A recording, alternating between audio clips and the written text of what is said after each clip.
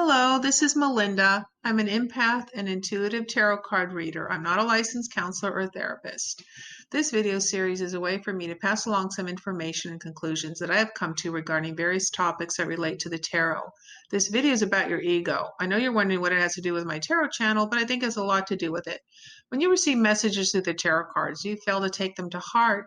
That's your choice, but your ego may not allow you to absorb the information and process it so it can be of value to you and affect the decisions you make, remembering we all have free will. Nothing is set in stone. The fates weaving our futures can be manipulated a bit via tarot. Most people understand the ego is their conscious mind, their wakeful thinking, who they are as a person. If someone is very conceited and brags about themselves, they're thought of as having a big ego. Humble people have a humble ego, yet may have a warped image of themselves and downplay their potential.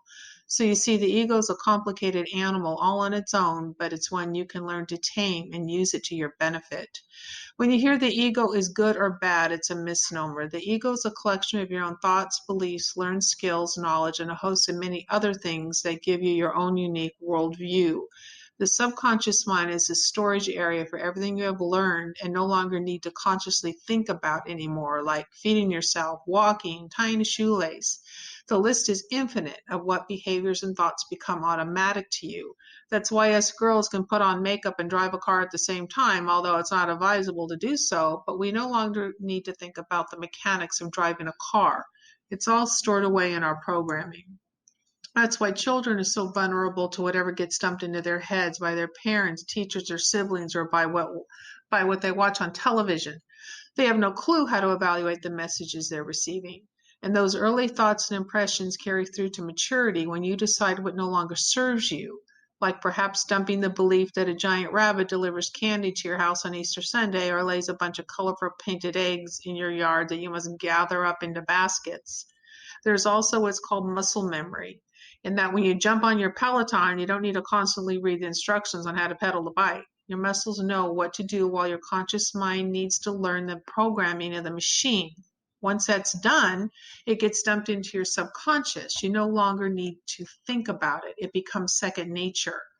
When anyone introduces a new thought or way of thinking, which in this case is the tarot, they either push it aside as a parlor game or think it's the end of the world if they hear something negative pulsating through their brains coming from the cards. Neither scenario works.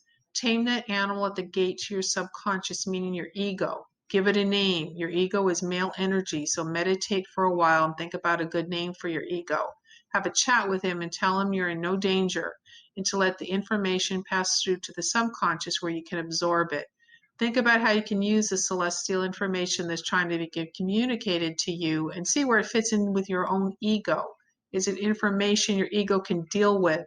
Is it information you can analyze objectively and see if it should go past the animal at the gate and be absorbed into your body, to your subconscious, and take it to heart, or simply reject it, that the information is not yours? This is a process you should be working with. After all is said and done, after all is said and done with tarot card readings, it's up to you, the listener, to see if the cards fit you. If not, fine, no worries.